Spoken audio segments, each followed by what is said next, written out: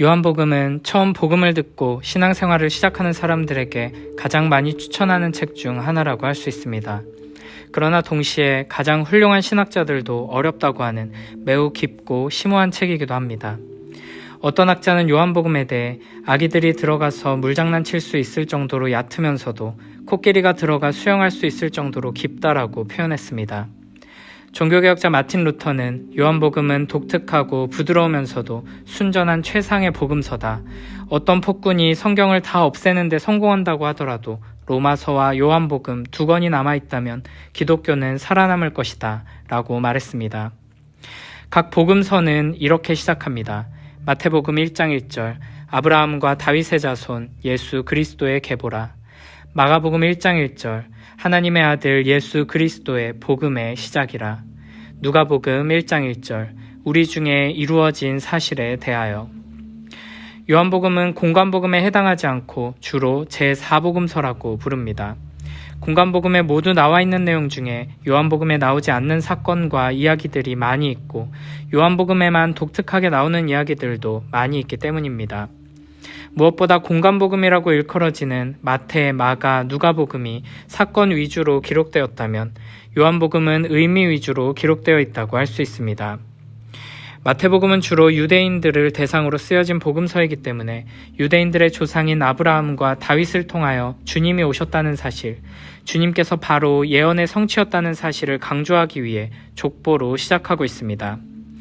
마가복음은 단도직입적으로 예수 그리스도는 하나님의 아들이다 라는 선포로 복음서를 시작합니다.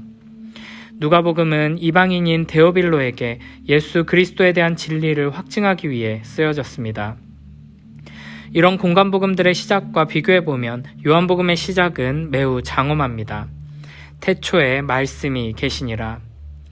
요한복음은 태초에 라는 말과 함께 시작하는데 우리는 여기서 모든 유대인 독자들이 그랬듯이 구약 성경의 첫 번째 책인 창세기의 첫 구절을 떠올리게 됩니다. 태초에 하나님이 천지를 창조하시니라. 아멘. 창세기 1장 1절과 요한복음 1장 1절에는 동일하게 태초라는 단어가 등장합니다. 하지만 그 의미에는 조금 차이가 있습니다. 창세기 1장 1절에서 태초는 하나님께서 천지를 창조하시던 그 시점을 가리킵니다. 그러나 요한복음의 태초는 말씀이 계셨던 태초를 설명하고 있습니다.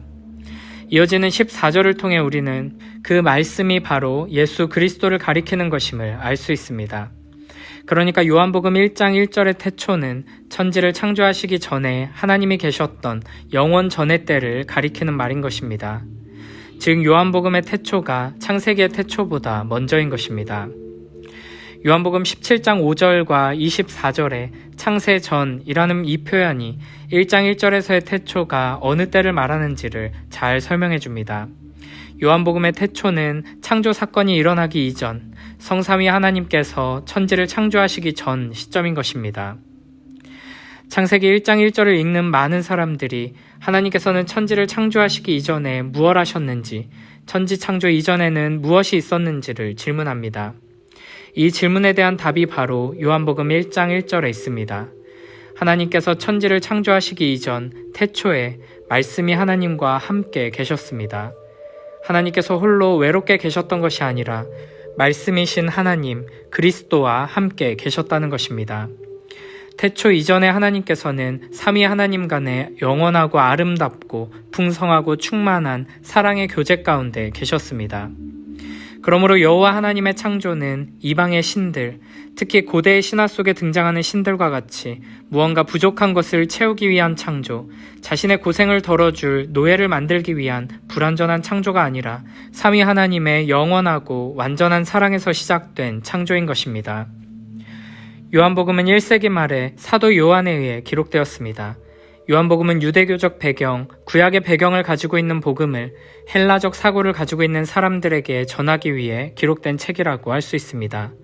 그래서 요한복음에는 유대교적인 요소와 헬라 철학의 요소가 모두 녹아들어가 있습니다.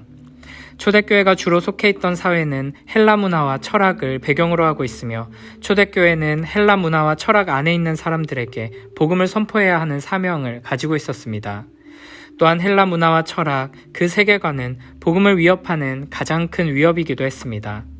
이런 상황 속에서 요한복음은 헬라적 언어를 가지고 유대적 배경의 복음을 선포하는 것입니다. 헬라 철학은 플라톤의 영향을 받아 이원론적 세계관을 가지고 있습니다. 위의 세계와 아래의 세계가 있다는 것입니다. 위는 이데아의 세계라고 해서 진리, 본질, 빛, 영혼의 세계이며 변화가 없는 진짜 세계입니다. 반면 아래 세계는 진짜 세계의 모조품, 그림자, 가짜일 뿐이라고 말합니다. 위의 세계, 곧 영적인 세계가 진짜고 아래 세계, 곧 육적인 세계는 진짜 세계를 반영하는 가짜이고 환상일 뿐이라는 것입니다. 그래서 헬라 철학의 이원론적 세계관을 가진 그리스 로마 사람들은 우리가 사는 이 세상, 육적인 세계에서는 진리에 대한 참 지식이 가능하지 않다고 봤습니다. 참 지식을 얻기 위해서는 이 암흑의 세계, 육의 세계를 벗어나 빛의 세계, 영적인 세계로 가야 한다고 믿었습니다. 그렇기 때문에 그들은 시간과 공간과 변화의 한계 아래 갇혀있는 이 땅에서의 삶, 늙고 병들고 죽는 일이 있는 인생을 불완전한 가짜 세계로 여기며 부정적으로 봤습니다. 그들은 본질 세계에 속해 있어야 하는 영혼이 물질 속에 갇혀있는 지금 우리의 상태를 악한 것으로 보았습니다. 참된 것이 가짜에 의해 갇혀있다는 것입니다. 그래서 육신을 영혼의 무덤, 감옥이라고 표현했습니다. 이런 세계관을 가지고 있기에 헬라인에게 구원은 영혼이 육신에서 해방되어 영적인 세계로 가는 것이었습니다. 그들은 이런 구원을 지식을 통해 얻는다고 말합니다. 이 세상은 가짜일 뿐이라는 사실을 깨닫고 윗세계를 알게 되면 물질적인 가치에 얽매이지 않게 된다는 것입니다.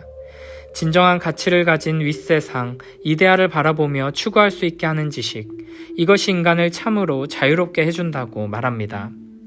이런 식으로 지식과 깨달음 자체를 구원으로 이해하는 헬라 철학이 초대교회에 들어와 복음에 대한 바른 이해를 훼손시키고 혼란스럽게 만들었습니다. 그들을 우리는 영지주의자들이라고 부릅니다. 영적 지혜를 추구하는 영지주의자들에게 예수님은 영적인 지식을 알게 해주는 매개체로 여겨졌습니다. 교회사 속에서 영지주의는 결국 두 가지 극단으로 나아가게 됩니다.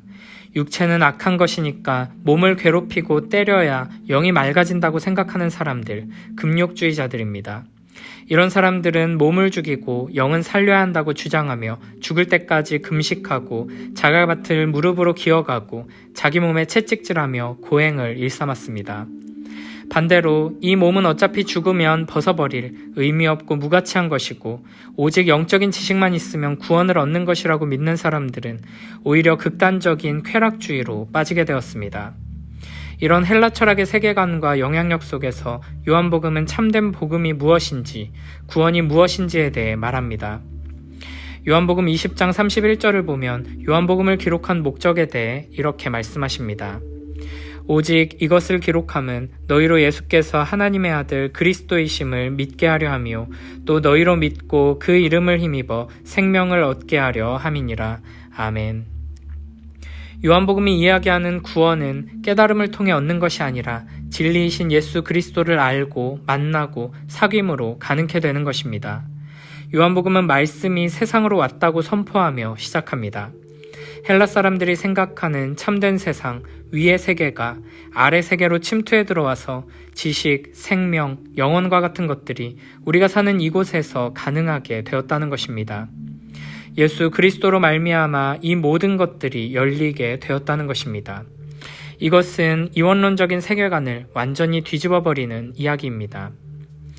요한복음 1장 1절에서 말씀이라고 번역된 단어는 헬라어로 로고스입니다. 로고스는 헬라 철학, 세계관을 가진 사람들이 영지주의 사상 속에서 자주 사용하던 단어입니다.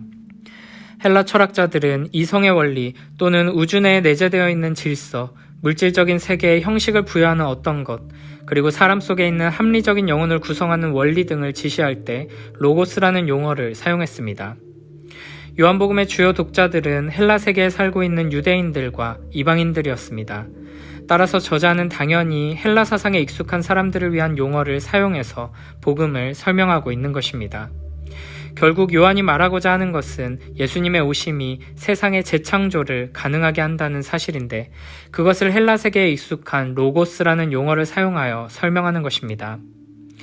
헬라 세계관이 주장하는 것처럼 이 세상은 감옥이며 무덤일 뿐이라는 생각은 잘못된 것이고 이 세상에서 어서 벗어나는 것이 우리의 유일한 목표가 아니라는 것입니다. 하나님께서는 이 세상을 선하게 창조하셨고 비록 지금 죄로 말미암아 부패하고 타락한 상태이지만 다시 회복시키기 위하여 새롭게 하시기 위하여 친히 오셨다는 것입니다. 요한복음 1장 14절에서는 이렇게 말씀하십니다. 말씀이 육신이 되어 우리 가운데 거하심에 우리가 그의 영광을 보니 아버지의 독생자의 영광이요 은혜와 진리가 충만하더라. 아멘.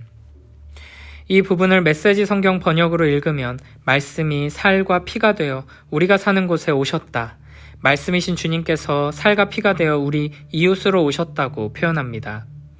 우리가 사는 이 동네, 헬라 철학에서 부정했던 암흑의 세계, 빨리 벗어나야 하는 무덤 같은 감옥 같은 이 세계로 진리이신, 말씀이신, 영원한 분이신 그리스도께서 육신을 입고 오셨다는 것입니다.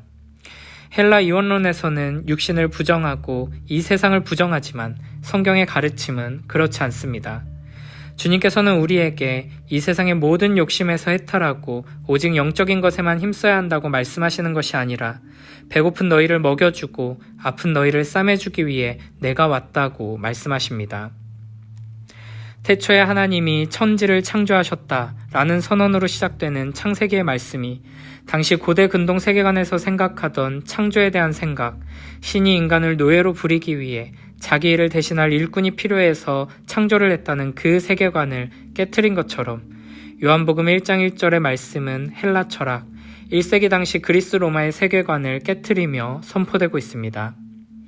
이렇게 당대에 왜곡되고 어리석은 세계관을 깨트리며 선포된 진리의 말씀이 이제 오늘 우리에게 선포될 때 우리가 사는 이 세상의 세속적인 세계관들을 깨트리는 능력으로 나타나게 될 것입니다. 성과 속을 나누고 영적인 것과 육적인 것을 나누는 습관들은 잘못된 세계관에서 온 것입니다. 주일은 거룩하고 평일은 속되고 찬양은 거룩하고 유행가는 속되고 교회 건물은 성전이고 학교와 직장은 속된 공간이라고 생각하는 잘못된 이원론에서 벗어나서 성경적인 세계관으로 살아가기 위해서 우리는 매일매일 말씀을 읽고 묵상하고 배우고 붙들어야 합니다. 하나님의 말씀이 우리의 잘못된 세계관을 깨트리고 복음이 우리의 마음과 생각과 시선을 변화시키도록 부지런히 말씀 앞으로 나아가야 할 것입니다. 고린도전서 6장 19절에서는 이렇게 말씀하십니다. 너희 몸은 너희가 하나님께로부터 받은 바 너희 가운데 계신 성령의 전인 줄을 알지 못하느냐. 너희는 너희 자신의 것이 아니라. 아멘. 성령 하나님께서 우리 영혼에 거하신다던가 마음에 거하신다던가 하지 않고 분명하게 우리 몸에 거하신다고 말합니다. 이것이 성경의 가르침입니다. 하나님께서 이 시궁창 같은 세상에 이 연약하고 유한한 나의 육체에 거하시며 이 나를 고치고 회복시키실 뿐 아니라 나를 통해 이 세상을 고치시고 회복시키신다는 것입니다. 예수 믿는 사람은 점점 더 거룩해져야 합니다. 하지만 거룩함은 세상 노래 안 듣고 찬양만 듣고 세상 뉴스 안 보고 성경만 보고 세상 모임 안 가고 교회만 간다고 해서 생겨나는 것이 아닙니다. 거룩하신 하나님의 아들 예수 그리스도께서 이 땅으로 오셨듯이 우리도 이 세상 속에서 거룩한 자로 살며 이 세상에 하나님의 사랑을 흘려보내야 합니다. 우리의 삶 속에서 행하는 모든 일이 예수 그리스도 안에서 주님과 함께하는 거룩한 일이 되도록 해야 합니다. 내가 밟는 모든 곳에서 하나님과 동행하며 교회 건물만 아니라 내 집, 직장 모두 하나님 나라가 되어야 합니다. 예수 믿는 믿음을 가지고 죽으면 가게 될 천국만 기대하고 꿈꾸며 살아가는 것이 아니라 영원히 그리고 이미 나에게 주어진 이 하나님 나라를 어떻게 이 땅 가운데서 누릴 것인지 이 축복과 은혜를 어떻게 함께 누리며 전하고 확장시킬 것인가를 고민하고 기대하고 꿈꾸며 살아가야 할 것입니다. 요한복음의 말씀을 통해 이 세상을 창조하신 거룩하신 하나님께서 천국의 주인이실 뿐 아니라 이 모든 세상의 주인이심을 기억하며 내가 가는 곳마다 영원한 하나님 나라가 이루어지는 역사를 경험하는 복된 우리 모두가 되길 축복합니다.